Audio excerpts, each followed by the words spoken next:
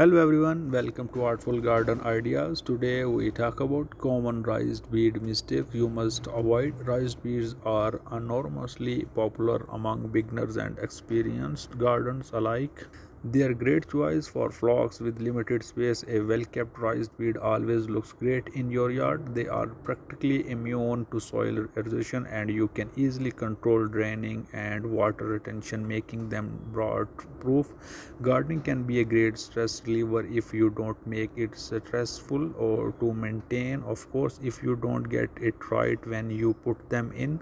That beautiful new raised bed can be a secure source of frustration and anger. Gardening is hard enough work as it is. If you set yourself up for even more work with a poorly laid out raised bed, you may end up throwing in the trowel altogether. May not is this there are a bunch of common mistakes that can turn up fancy new raised bed into a necklace box or dirty in your backyard, leaving you feeling miffed and a little guilty every time you look at it. Every single one of these mistakes can be avoided right from the start with a little thoughtful planning. The first common mistake is one we are taking care of right now, and that's setting aside the time to think about and plan out your garden. This one is so important, and yet we so often overlook it. I am guilty of this mistake. I planted 2 4 at raised beds in the side yard on year. There was an oak tree nearby, but it was okay. My beds still got plenty of sun, that is until the oak tree budded out and its leaves opened. Suddenly I had a shade garden filled with full 7 vegetables.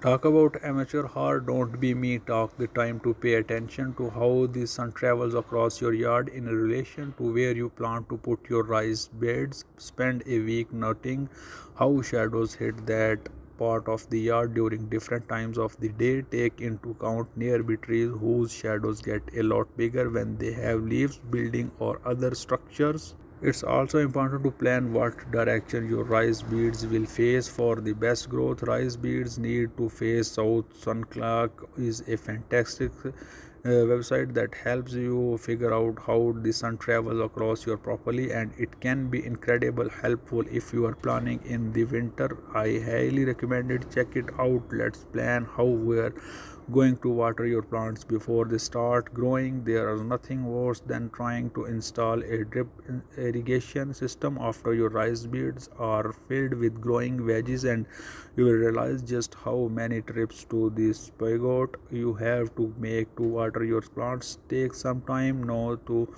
think about how you will water your garden. Maybe you can plan on hand watering, and that's fine, but you still need to consider things like where the coolest water tap is on your house, or how long has house you will need to reach your rice beds. You may want to consider putting in a rain barrel or two next to your beds.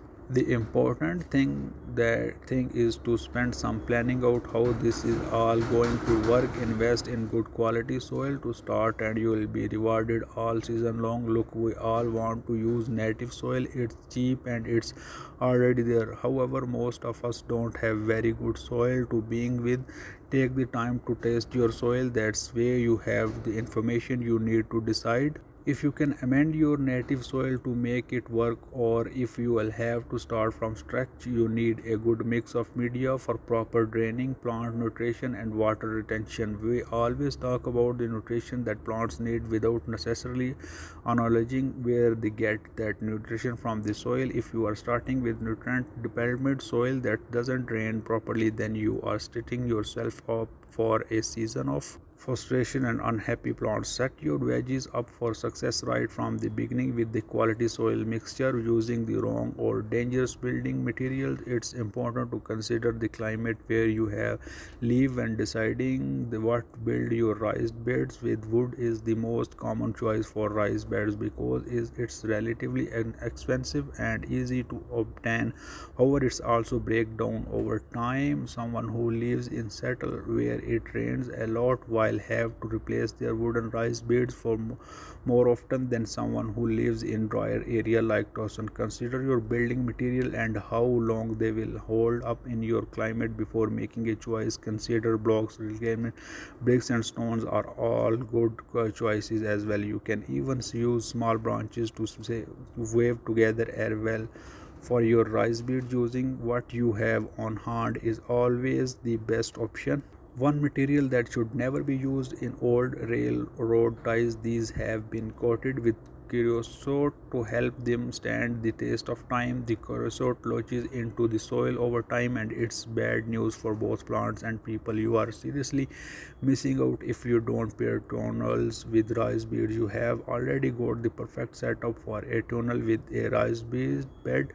You can easily extend your growing season on both and by making your beds with a tunnel over the top of them. Once then spring warms up, you can remove the tunneling and add it back to the end of the season as the weather cools again.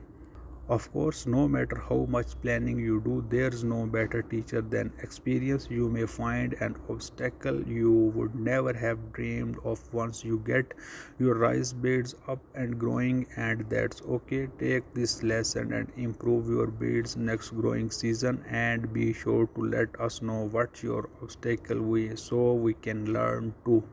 And that's it. Thanks for watching this video. Please subscribe this channel. Thank you.